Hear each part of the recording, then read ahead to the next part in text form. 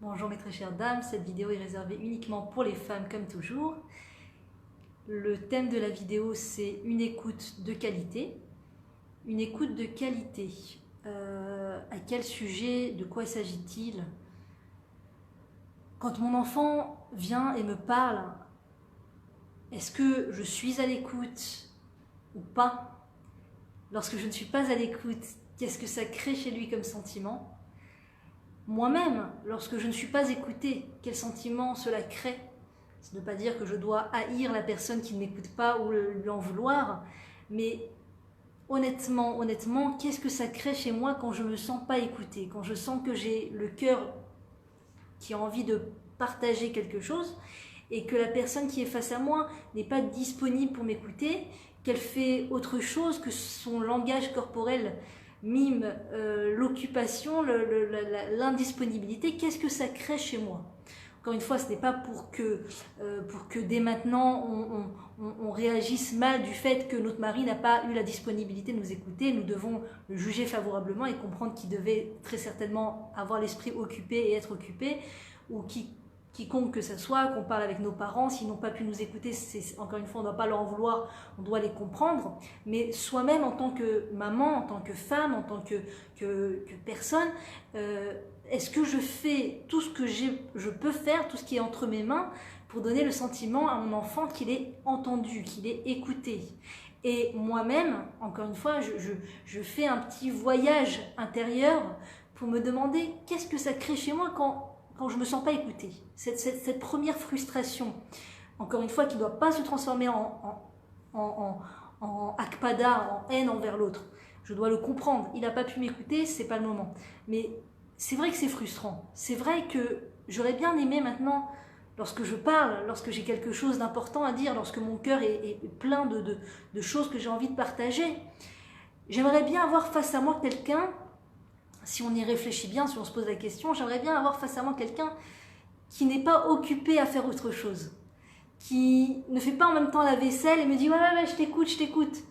Ou je lui parle, je parle à quelqu'un et la personne me dit attends 2 minutes, oui attends, qu'est-ce que tu voulais dire? Vas-y je t'écoute, vas-y parle.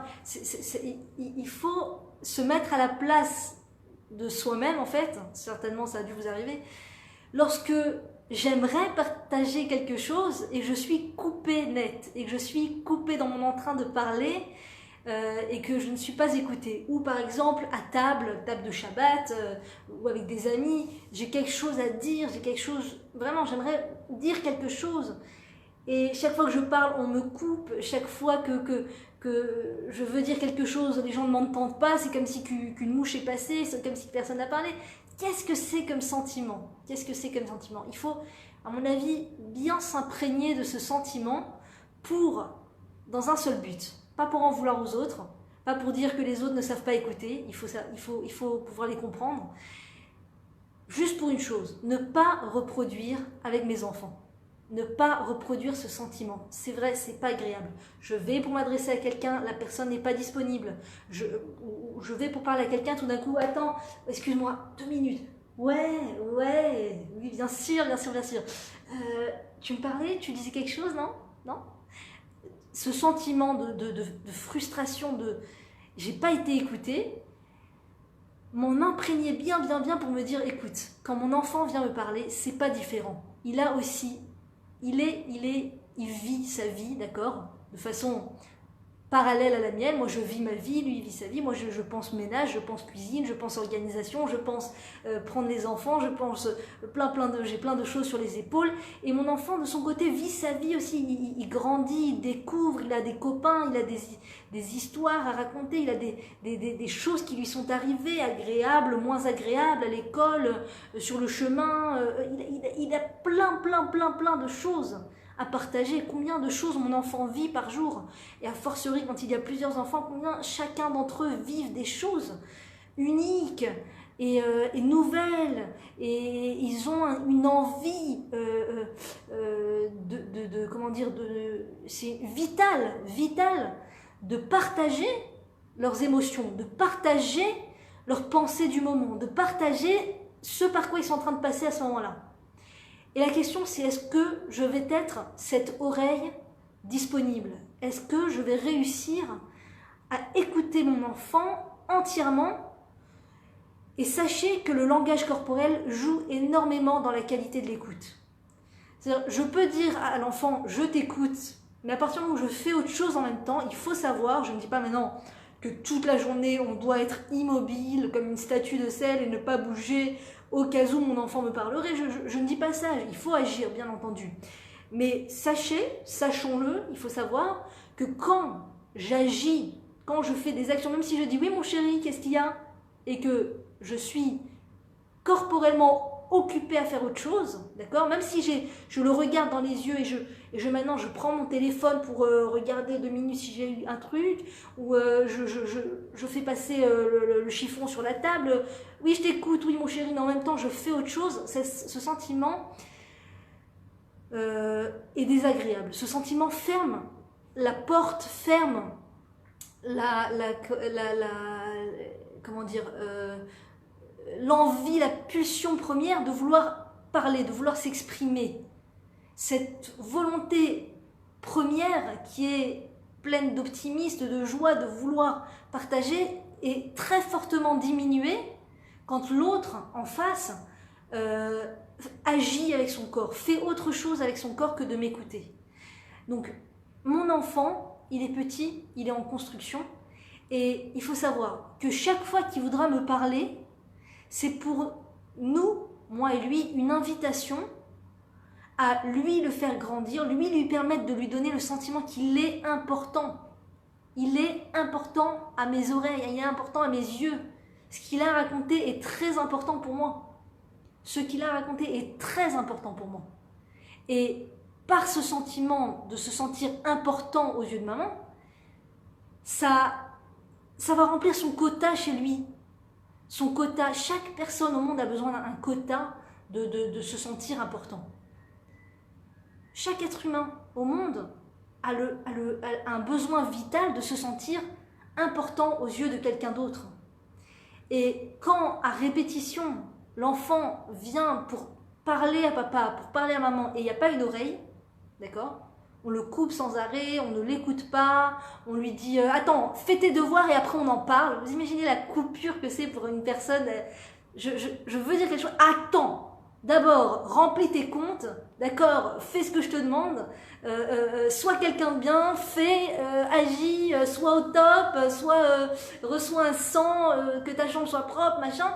Et là, tu auras le droit d'avoir envie de pouvoir partager quelque chose. Mais ça n'a rien à voir, ça n'a rien à voir. Les résultats de l'enfant, les actions de l'enfant ne sont pas un laisser-passer pour lui permettre de s'exprimer. Le fait de permettre de s'exprimer à un enfant doit être comment dire, ancré dans le fait qu'il vit. Il vient au monde, et en venant au monde, il vient avec cette volonté de s'exprimer. Ça ne dépend pas du fait qu'il a rangé sa chambre ou pas. Ça ne doit pas dépendre de quoi que ce soit. Je dois être une oreille, Bezrat Hashem, avec l'aide de Dieu, j'en parle vraiment parce que je veux me renforcer dessus personnellement. Je dois être une oreille présente pour mon enfant. C'est important de se le dire. Il n'y a rien de plus important au monde. Il n'y a rien de plus important au monde. Il y a beaucoup de choses qui peuvent attendre. Beaucoup de choses qui peuvent attendre. Le balai peut attendre, la vaisselle peut attendre, la cuisine peut attendre. C'est vrai que le matin, quand les enfants doivent arriver à une certaine heure à l'école et qu'on doit leur faire leur manger, on doit leur faire leur goûter, et que si on se met à parler, ils vont peut-être pas avoir de quoi manger à l'école. Donc c'est vrai qu'il y a des moments comme ça cruciaux où on est obligé de faire des actions. Donc à ce moment-là, dire à l'enfant « Mon chéri, je t'écoute dans un instant. Je m'excuse, je dois faire 2 minutes, je fais les sandwichs et après on en parle. » Lui donner le sentiment qu'il a une adresse, qu'il peut revenir vers moi, que je suis là pour t'écouter mon chéri. Je fais juste les sandwichs parce qu'on doit sortir dans quelques instants, mais je suis là pour t'écouter dans un instant. Je m'excuse mon chéri. Mais ça ne doit pas être quelque chose de répétitif, ça ne doit pas être l'atmosphère ambiante habituelle. Le statut habituel de maman, c'est que chaque fois que je vais lui parler, elle repousse le moment. Elle repousse le moment, elle me dit chaque fois, il faut faire attention de ne pas prendre cette habitude. De ne pas prendre cette habitude que chaque fois que mon enfant vient me parler, c'est vraiment ce qui s'appelle avodat amidot. C'est l'affinement du caractère par excellence. C'est mon enfant, qui va me permettre d'accéder à cet affinement du caractère, de, pendant un moment, ne plus être au centre de ma vie, au centre de mon écoute, au centre de mon attention, de laisser l'autre être le centre de mon attention, de permettre à l'autre être le centre de mon attention. Et c'est vraiment tout ce qui va faire la différence entre un enfant, entre une personne jeune et une personne adulte. Une personne jeune, c'est une personne qui, et ce n'est pas quelque chose de péjoratif, c'est le processus normatif d'un être dans ce monde, sauf que si ça dure trop longtemps dans l'âge, là ça commence à être problématique, mais une personne normative doit passer un moment dans sa vie, avoir le sentiment qu'elle est au centre, qu'elle est le centre de sa vie, elle doit être à l'écoute uniquement que d'elle-même. Il y a un moment comme ça dans la vie où l'enfant, l'adolescent n'a pas vraiment la capacité de permettre à sa maman par exemple, ou à son papa, ou à d'autres personnes, ou à ses grands-parents, d'être au centre de sa vie. Je t'écoute maman, je t'écoute papy, je t'écoute mamie. Il va écouter parce qu'il a une curiosité naturelle qui le pousse à écouter, mais il n'est pas construit pour faire la place à l'autre, pour écouter l'autre. Il n'est pas encore construit. En revanche, avec le temps, Bezrat Hashem, on espère que l'adulte, la maman, que la maman va petit à petit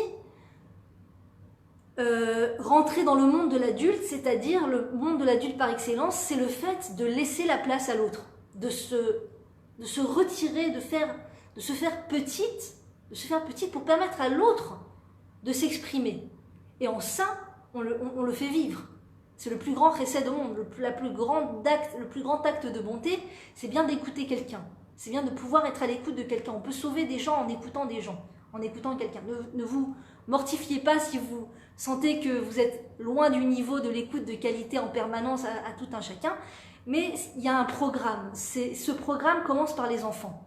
Je vais accéder à ce niveau, Bezrat Hashem, un jour d'écoute de qualité envers tout un chacun, en commençant par donner la parole à mes enfants et à les écouter comme si qu'il n'y avait rien au monde d'autre que ce que mon enfant veut me dire. Rien au monde, ni mes pensées qui m'obstinent de je dois faire ça, il faut que je fasse ça, il m'a dit ça, pourquoi il m'a parlé comme ça, et pourquoi ça, et pourquoi j'ai pas acheté ce vêtement, et pourquoi il m'a pris la tête.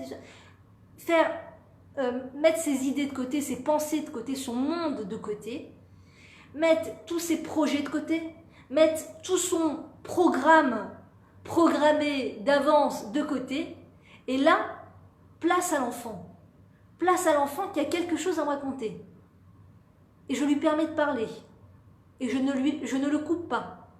Et je m'intéresse vraiment à ce qu'il dit. J'écoute vraiment, j'essaie de me concentrer. C'est un exercice, c'est un exercice plus ou moins corsé pour chacun, selon combien on est proche de soi, combien on est proche de son propre monde. Si on a l'habitude de donner aux autres, si on a l'habitude d'être dans l'écoute, d'aller visiter des personnes âgées dans les maisons de retraite et de les écouter. Vous savez, en Israël, le pays merveilleux, le pays formidable qu'est Israël, on donne beaucoup cette possibilité aux jeunes, très tôt, d'aller, on les encourage, on leur fait faire du bénévolat, très tôt, dans toutes les écoles, il y a du bénévolat en général, on les amène dans les maisons de retraite, et tu vois déjà des jeunes adolescents, déjà se travailler sur eux pour faire la place à l'autre, c'est tellement beau, c'est tellement beau.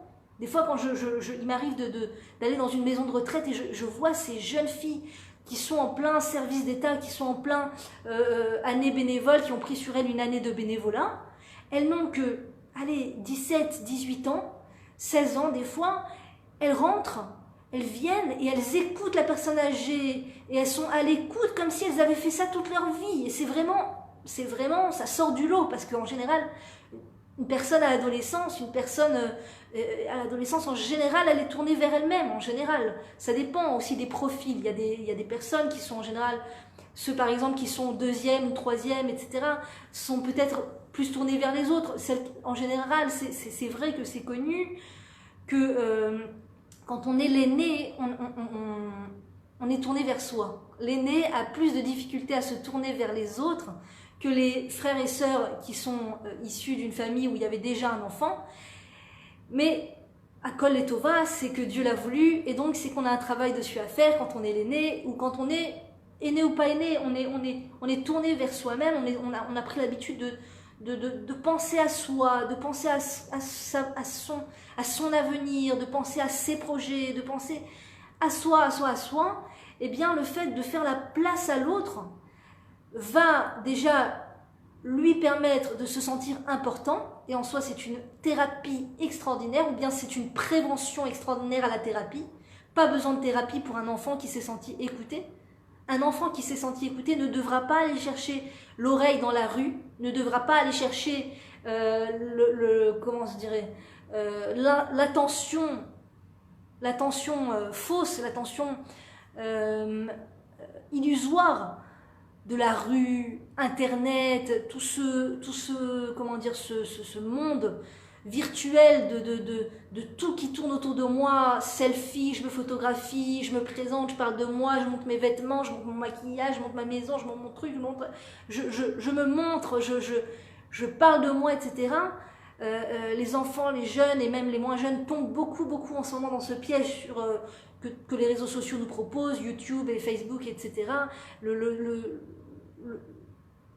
Comment dire, le culte de soi, Instagram et tout ça, le culte de soi. De quoi j'ai l'air, pourquoi je suis intéressante, écoutez-moi, likez-moi, etc. Et c'est un grand danger parce qu'on tombe dans le piège de l'orgueil, on tombe dans le piège de l'égocentrisme.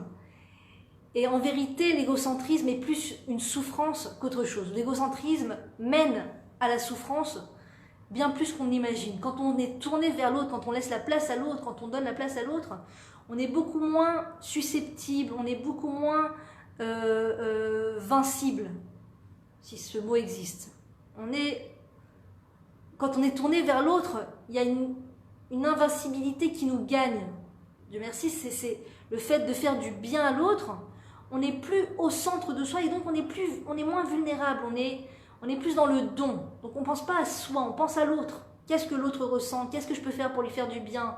Et c'est ça, quand mon enfant vient qui me parle, qu'est-ce que je peux faire pour lui faire du bien? Qu'est-ce que je peux faire de quelle manière je peux lui montrer combien ce qu'il me dit est intéressant? De quelle manière? Et en réfléchissant à ça, on s'habitue à accéder à cette écoute de qualité. Qu'est-ce que mon enfant ressent quand il me parle et que je fais autre chose? Qu'est-ce que mon enfant ressent quand il me parle et je lui dis « Attends 2 minutes, pas maintenant, assieds-toi devant la télé et après on en parle. » Tout ça, mon enfant a quelque chose à partager, c'est la chose la plus chère au monde. C'est-à-dire, si j'ai prévu, pour faire kiffer mon enfant, ses vacances, de l'amener, de lui faire les tours de parcs d'attractions de tout le pays, d'accord, pour lui faire du bien, pour le faire kiffer. J'ai prévu de l'amener à la piscine, j'ai prévu de lui acheter plein de choses, de l'amener là-bas, Eh bien, il faut savoir que le plus grand service que je lui rends, c'est de l'écouter. C'est plus grand encore que de l'amener dans des centres d'attraction, des parcs d'attractions ou des piscines ou tout ça, bien que ça les fait kiffer aussi. Ils vont trouver un plaisir dans ces choses-là, mais l'écoute quotidienne vaut toutes les sorties, vaut toutes les compensations, tous les achats, vaut tout. Et l'inverse est vrai aussi, c'est-à-dire que si je ne donne à mon enfant que les achats, les habits, les parcs d'attraction, les choses extrascolaires, etc., mais qu'il n'y a pas d'écoute, tout ça, ça sert à rien. Tout ça, ça sert à rien. Je suis en train d'habituer mon enfant à vivre dans un monde d'extériorité et de ne surtout pas aller à la rencontre de son intériorité, de ne surtout pas aller à la rencontre de ce qu'il a à dire et de toujours être dans la compensation. Et ça fait des êtres qui vivent dans la compensation. Au lieu de se trouver, au lieu de rentrer, au lieu de faire la merveilleuse rencontre avec la personne extraordinaire qu'ils sont, ils vont toujours fuir. Au lieu de trouver leur mission, au lieu de trouver pourquoi ils sont venus dans ce monde, etc., ils vont fuir vers les compensations. On va fuir, on va avoir une tendance à fuir vers les compensations, la nourriture malsaine, les junk food, les divertissements et tout ça, pour faire du bruit, pour ne pas avoir à se poser les bonnes questions, pour ne pas avoir à se retrouver face à soi-même.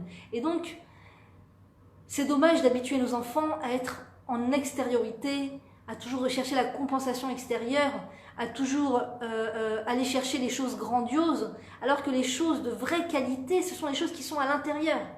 Ce sont les choses, les pensées que j'ai, ce sont les ressentis que j'ai, c'est le vécu que j'ai avec la situation dans laquelle le Créateur me met. De ne pas aller chercher des situations que le Créateur ne m'a pas demandé d'aide, de me mettre dans ces situations. Être entière et être simpliste, être minimaliste dans ma recherche d'extériorité et de matérialité et de voyage et de fuir là, à droite, à gauche. C'est pas les voyages qui vont apaiser les questionnements intérieurs, c'est pas les voyages qui vont aider la personne à se trouver non plus. C'est vraiment la connexion avec l'intériorité de la personne. Et quand j'écoute mon enfant, je lui permets de rester connecté à lui-même. Je lui fais ressentir que son intériorité, sa pensée, a lieu d'être, a une place dans ce monde, vaut le coup d'être exprimée. Sa pensée est tellement chère, est tellement importante, est tellement intéressante qu'elle vaut le coup d'être exprimée. Et donc, ça lui permet de ne pas avoir de complexe d'expression par la suite aussi. C'est très très fort, très puissant. Vous savez, des fois on a plein de choses à dire, mais on a juste un complexe d'expression. On a juste une phobie de s'exprimer, une peur de s'exprimer. Pourquoi ? Parce que chaque fois qu'on a voulu s'exprimer, on a coupé notre parole.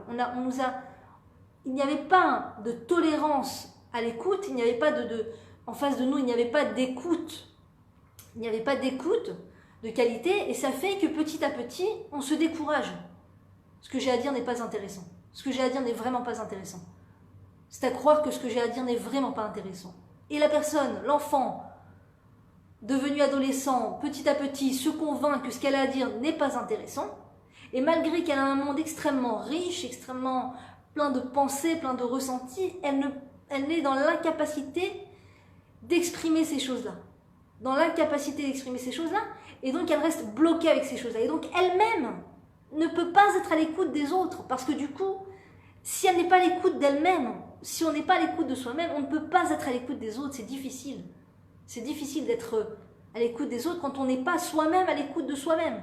Et donc pour rendre service à nos futurs adultes, à nos enfants, et de leur permettre à eux, une fois parents, une fois mariés, d'être à l'écoute de leurs conjoints et de leurs enfants, ce qui est une chose essentielle pour la construction du couple, essentielle, eh bien, c'est de leur permettre de prendre confiance en eux en les écoutant encore et encore une fois, et encore une fois, chaque fois qu'ils doivent parler, chaque fois qu'ils ont envie de parler.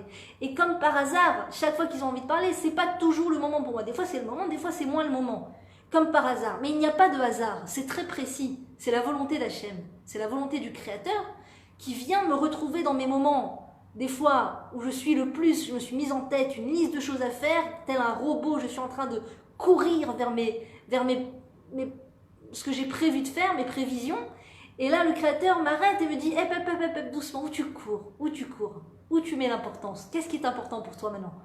C'est que toutes ces vitres soient brillantes et étincelantes. C'est que quand les invités arrivent, ils disent waouh, c'est quoi cette maison? Qu'est-ce qui est important pour toi maintenant? Ou alors c'est la chair de ta chair. Tinokot shel bet Rabban. Haolam omed al evel piem shel tinokot shel bet Rabban. Le monde tient sur la buée, la vapeur qui sort de la bouche des enfants juifs, des enfants qui étudient la Torah, des enfants qui apprennent à lire, à l'Alphabet. Le monde tient sur la vapeur des bébés et des enfants juifs. Alors ce qu'ils ont à dire n'est pas suffisamment important pour moi. Vers quoi je cours? Vers quoi je cours? Et là, le Créateur est tellement bon qu'il m'arrête dans ma course, dans mon marathon, après mille et une choses. Il y a plus important que ça, ma fille. Il y a plus important que ce que tu as prévu de faire aujourd'hui. Tu peux faire ce que tu as prévu de faire aujourd'hui, il n'y a pas de problème. Mais arrête-toi de temps en temps pour entendre ce que ces petits êtres au monde intérieur extrêmement riche et pur ont à te dire. Ils ont des messages à te dire. Apprends à arrêter la cadence. apprends à ralentir un peu la cadence au prix de, entre guillemets, prendre un peu plus de temps à faire ce que tu as à faire. Mais ça, même ça, c'est même pas vrai parce que l'efficacité est entre les mains du Créateur. Et quand le Créateur voit que sa fille réussit cet exercice ardu d'arrêter sa course pour écouter son enfant, eh bien le Créateur, à mon sens, lui donne encore plus d'efficacité par la suite, ou bien l'aide à ne pas faire des choses inutiles. Des fois, on va faire des choses inutiles, d'accord? Et Baruch Hashem, le Créateur nous rend service avec ces petits êtres qui nous envoient, qui vont nous arrêter dans cette inutilité. Dans cette inutilité. On n'a pas besoin de... Il y a des choses qu'on n'a pas besoin de faire. Il y a des choses qui ne sont pas vraiment importantes. On le fait pour le kiff, on le fait parce qu'on a envie de le faire, on le fait parce que ça fait bien, ça fait bon genre, ça fait ce que tu veux. Mais ce n'est pas vraiment important dans ce monde. Il y a des choses qui ne sont pas réellement importantes. Donc, les enfants nous aident à faire à peser ce pour et ce contre entre les choses importantes et les choses moins importantes. Donc on leur doit énormément à ce niveau-là. On doit être extrêmement reconnaissant lorsqu'ils nous arrêtent. Lorsqu'ils nous arrêtent dans notre course. Au lieu que cela nous frustre, au lieu qu'on se sente gêné dans sa gestuelle, gêné dans son programme de faire un super Shabbat, de faire 20 000 salades. Faire beaucoup de salades, c'est merveilleux à certaines périodes de la vie. Il y a des périodes de la vie où on n'a pas besoin de faire 20 000 salades le Shabbat.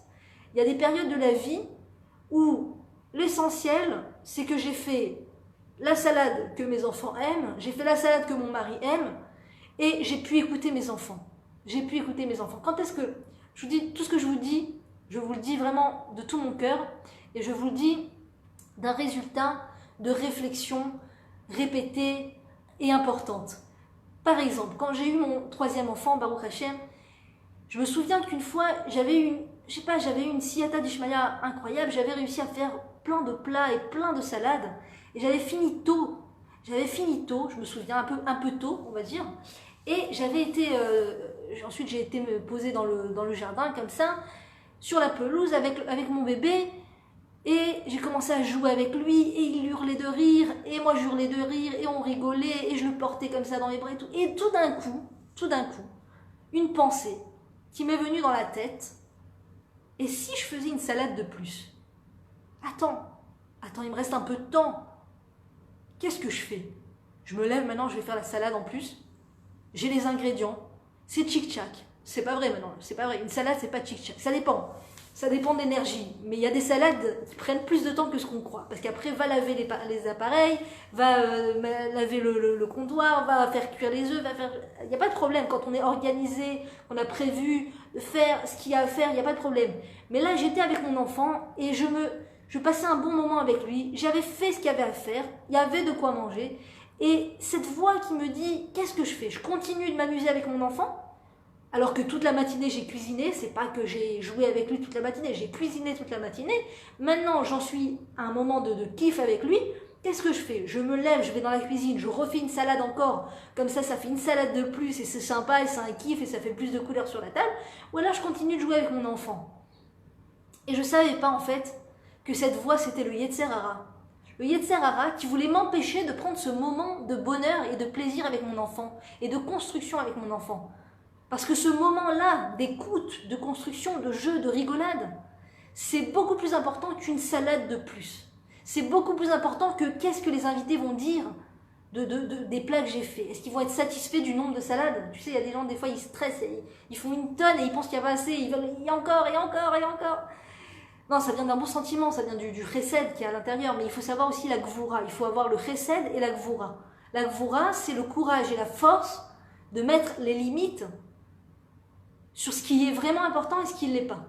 Si je vais faire maintenant un buffet énorme, parce que j'en avais le loisir entier, parce que c'est vraiment la période où je peux le faire, il n'y a pas des petits-enfants dont je dois m'occuper, des enfants en bas âge, ni quoi que ce soit, merveilleux, c'est formidable, c'est une capacité de recevoir les invités, c'est une capacité de chesed, c'est extraordinaire.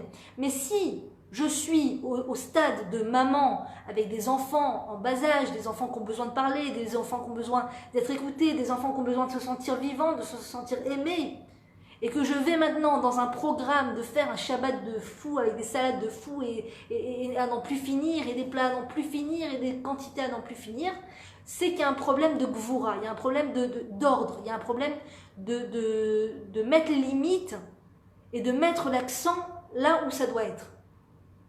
Il y a des choses qui sont plus importantes et il y a des choses qui sont moins importantes. Et en l'occurrence, là, le plus important, c'était en fait de rester avec mon enfant sur la pelouse, chose que je n'ai pas faite.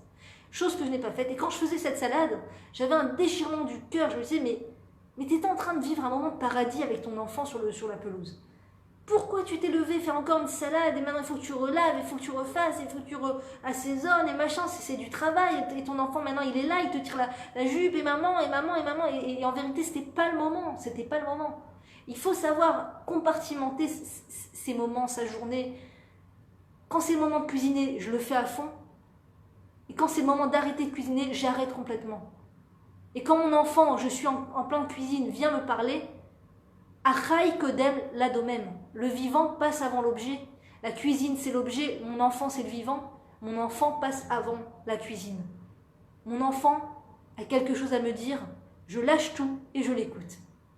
Avec un visage serein, avec un visage souriant, avec une vraie écoute, pas une écoute du cerveau qui te dit oh là là, quand est-ce qu'il va arrêter de parler, oh là là, faut que tu continues de travailler, oh là là, t'es en train de perdre ton temps, t'es en train de perdre la vitesse, là tu vas faire moins que ce que tu avais prévu, oh là là, t'auras même pas le temps de faire cette salade, et s'il te parle encore, tu vas pas faire cette salade, et s'il te parle encore, il y a peut-être la crêpe qui va brûler, oh là là, mince, c'est tout. Ça vaut le coup d'investir sur l'écoute de qualité avec ses enfants. C'est le vrai investissement à long terme. Je ne dis pas qu'il ne doit pas y avoir de nourriture dans la maison, c'est tout le temps mon sujet. Combien de nourriture, combien cuisiner, combien arrêter, combien écouter. Chacun s'écoute au moment où c'est la période, en fonction de la période dans laquelle elle se trouve. Mais si le Créateur m'envoie dans mon programme un enfant qui a besoin de moi, qui me tire la jupe, qui veut me parler, qui veut me raconter quelque chose, c'est donc la preuve que je dois minimiser toute cette cuisine, arrêter ce que je suis en train de faire pendant un instant et les écouter. Les écouter. Vous savez, la maison, c'est très prenant. La maison, ça ne s'arrête pas. Le ménage, la vaisselle, la cuisine, le linge, les femmes en témoignent. Quand est-ce que ça s'arrête? Les piles de linge, ça ne s'arrête pas. La vaisselle, ça ne s'arrête pas. Nos enfants nous sauvent de cette boulimie, si je puis dire, d'action pour la maison.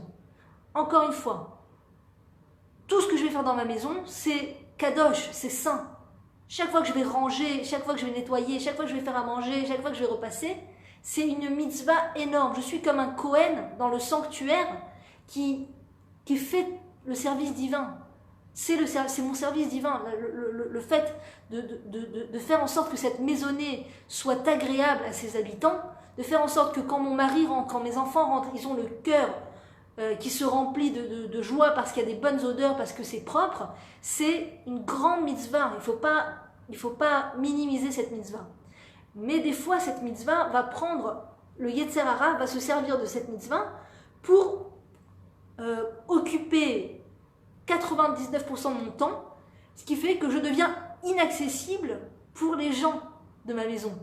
Donc ça fait que je leur fais le top de la maison, je leur fais le top du ménage, le top de la cuisine, le top du truc, mais je ne suis pas là pour les écouter. Il n'y a pas d'être humain qui vient, il n'y a pas le lien humain. Il y a le lien programme, il y a le lien efficacité, il y a le lien nettoyage, le lien cuisine, le lien combien de salades, le lien combien de ralotes, combien de machins, combien de kilos, combien d'invités, combien de ça. Et il n'y a pas le lien humain, chaleureux, écoute. Et s'il n'y a pas ce lien, je ne veux pas dire que tout le reste ne vaut rien, mais presque. Il vaudrait mieux se poser la question, est-ce qu'il vaudrait mieux pas aller habiter dans une tente et pour que je sois un petit peu plus à l'écoute de mes enfants. C'est pour ça que les grandes vacances arrivent aussi, c'est une grande invitation à lâcher prise, les vacances, à lâcher prise sur les grandes choses, sur les choses grandioses, sur la comment dire, le fait d'être minutieux dans le ménage, le fait d'être minutieux dans l'ordre, le fait d'être minutieux dans l'organisation, c'est un moment où on laisse un petit peu plus la place à, comment dire, à l'improvisation, à la disponibilité avec les enfants, au rire, à l'amusement, parce qu'il faut comprendre qu'une année d'école, une année, autant de mois d'études, si les enfants, pendant les grandes vacances, n'ont pas ce moment où ils peuvent se lâcher complètement, où ils peuvent décompresser complètement, ils auront du mal à attaquer la nouvelle année d'études. J'ai entendu un truc à la radio j'ai failli m'évanouir. Ça s'appelle, ils ont organisé des écoles de vacances. Des écoles pendant les mois de vacances. Ça veut dire qu'après que l'école soit finie, il y a une école qui ouvre dans chaque ville ou je sais pas quoi, une école où tu peux envoyer tes enfants pendant les grandes vacances. Je sais pas, ils doivent donner des cours de je sais pas quoi, d'anglais, de rattrapage et tout ça pour aider les... Mais c'est fou. Quand nos enfants sont des esclaves d'études, on fait de nos enfants des esclaves de l'étude, sous prétexte qu'on n'est pas disponible, qu'on n'a pas le temps, qu'on travaille trop. Alors on pousse nos enfants à des heures et des heures d'études sans s'arrêter. S'ils n'ont pas une année, un mois sabbatique, 2 mois sabbatiques, où ils sentent que ces grandes vacances, maman est très contente pour eux qui sont en grandes vacances, et non pas, on est là à souffler, 2 mois, mais qui c'est qui a inventé les grandes vacances, mais qui a pensé à 2 mois de vacances, c'est trop, ils entendent, ils ont des oreilles, ils entendent, qu'est-ce que ça leur donne comme sentiment quand ils entendent que maman n'est pas contente qu'ils soient en vacances.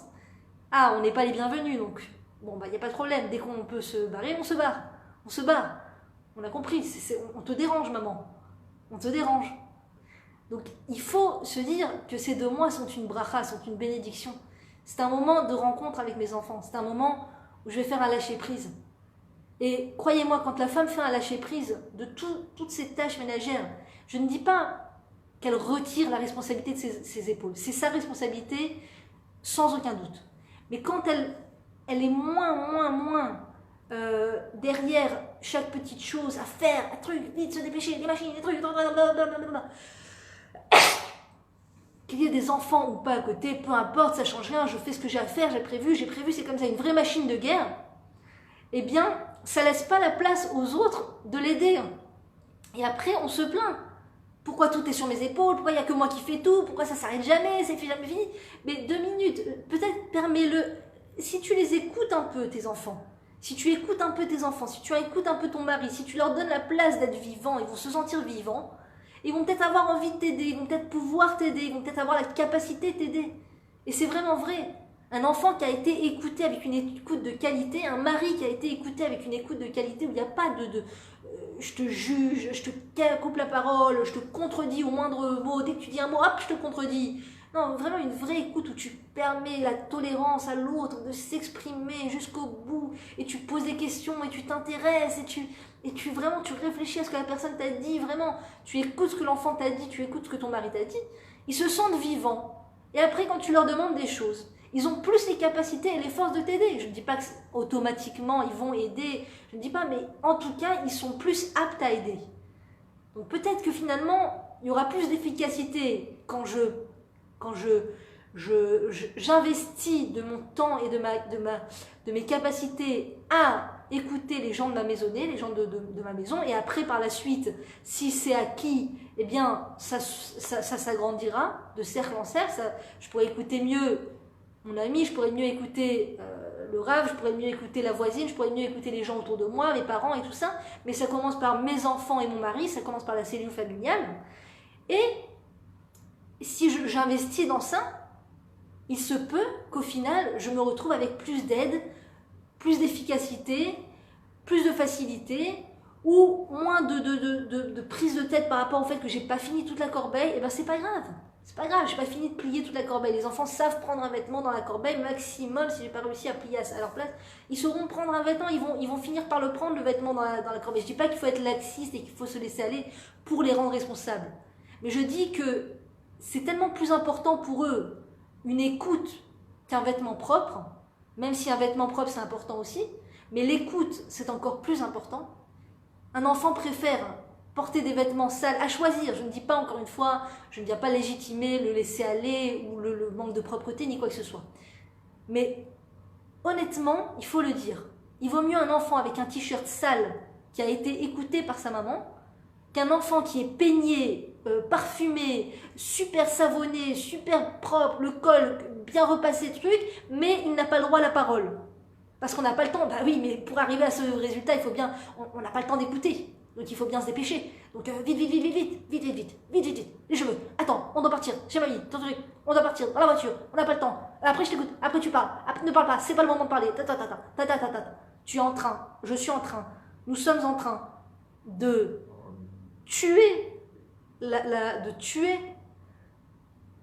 la parole de cet enfant. Nous sommes en train, c'est un crime. C'est un crime. C'est un crime, il faut le savoir. Donc un enfant très propre sur lui, avec des vêtements extrêmement bien repassés, tirés aux 4 épingles, ça ne veut pas dire, ce n'est pas le signe que c'est un enfant épanoui qui reçoit ce dont il a besoin. Parce qu'un enfant a besoin avant tout de se sentir aimé, de se sentir écouté, toléré, aimé inconditionnellement, que son t-shirt soit troué ou que ses chaussures soient abîmées ou que ses affaires soient sales. Je t'écoute avant tout, mon chéri, tu es un être humain qui a des choses à dire. Donc avant de te juger, de te tomber dessus, c'est quoi ce t-shirt? C'est quoi ce t-shirt? Mais d'où t'as mis ce petit truc? Mais c'est quoi ces vêtements? Range ton sac, après on parle. Range ton truc, après on parle. La police, le policier, le commissariat, d'accord? Si on l'habitue au commissariat, eh bien après il ne faut pas s'étonner qu'ils se sentent à l'aise dans un commissariat et qu'ils recherchent le commissariat quelque part. Que Dieu préserve. Que nos enfants n'aient pas besoin d'arriver à des choses graves pour qu'on prenne conscience que le moment où ils ont encore cette flamme intérieure, ils ont encore cet éveil intérieur, cet espoir qu'on va peut-être les écouter, ne pas les décevoir.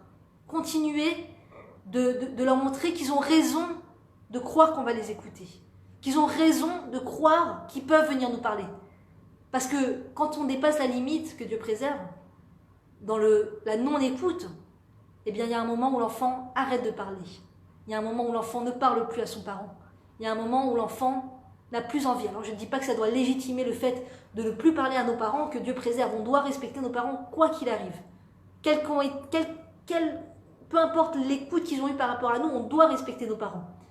Mais il faut savoir qu'un enfant qui n'est pas encore construit pour respecter et aimer son parent, quelle que soit l'écoute du parent,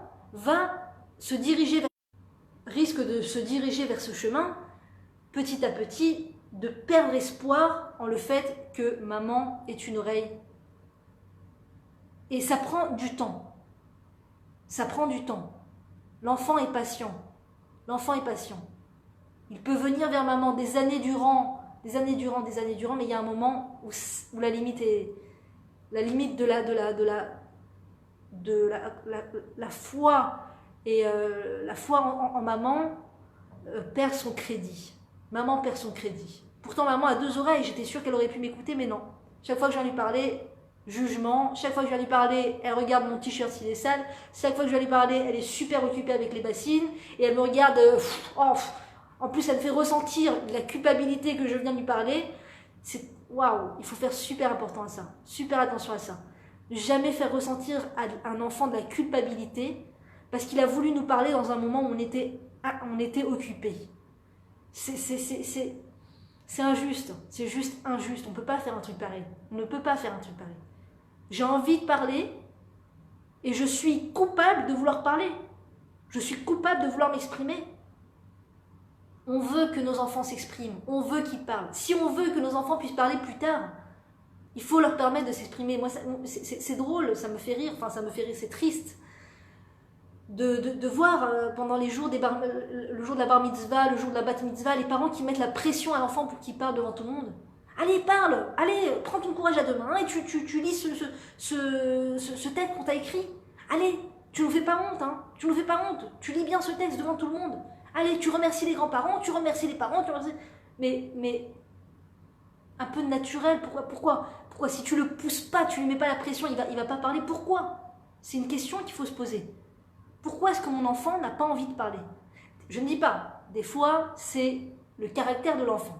il est pudique, il est réservé, et il n'apprécie pas parler devant tout le monde, il n'apprécie pas parler devant, remercier les grands-parents, il n'aime pas se mettre à la lumière, il n'aime pas parler devant tout le monde, et à ce moment-là, il faut respecter son caractère, il faut respecter son humilité, respecter sa réserve. Il ne faut pas le pousser, c'est comme que Dieu préserve, c'est comme un viol, de forcer un enfant à faire quelque chose qui va contre sa nature, comme parler devant des gens alors que c'est pas sa nature. Il y a des enfants, ils adorent, des enfants qui n'attendent qu'une chose, c'est qu'on leur donne le micro pour pouvoir parler. Il y a des enfants que Dieu préserve, ils peuvent ressentir même des désagréments corporels, tellement la pression est puissante quand on leur dit va parler.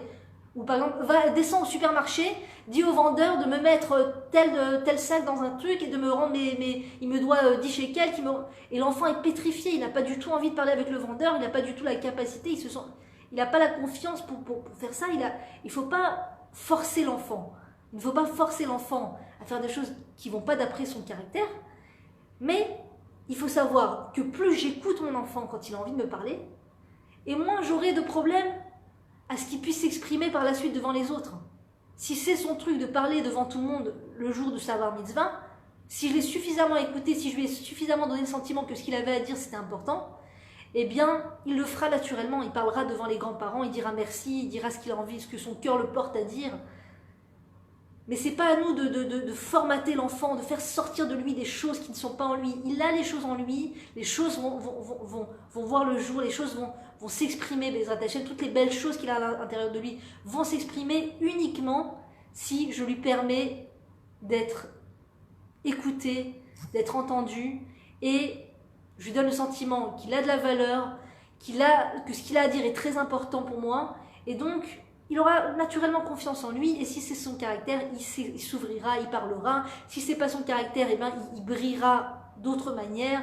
Mais voilà, c'est ça, l'essence. L'essence, c'est le seul investissement, la seule essence pour permettre à un enfant de sortir toutes les merveilles qu'il a à l'intérieur de lui, c'est en l'écoutant, en faisant ce don de moi. C'est la Messirut Nefesh. C'est la Messirut Nefesh. Quand tu es en pleine cuisine et que tu t'arrêtes pour écouter un enfant, c'est de la Messirut Nefesh. C'est du don de soi. C'est extraordinaire. C'est un niveau extraordinaire de don de soi. Donc quand j'arrive à faire ça, c'est un très grand niveau de chesed, un très grand niveau de bonté. Et par la suite, la bonté ira en grandissant. À très bientôt, madame. Merci, madame.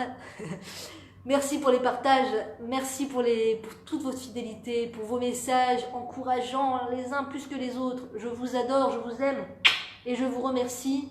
Et n'hésitez pas à partager pour permettre à d'autres mamans et à d'autres familles de pouvoir être éclairées de la lumière de la Torah Be'ezrat Hashem. À très bientôt.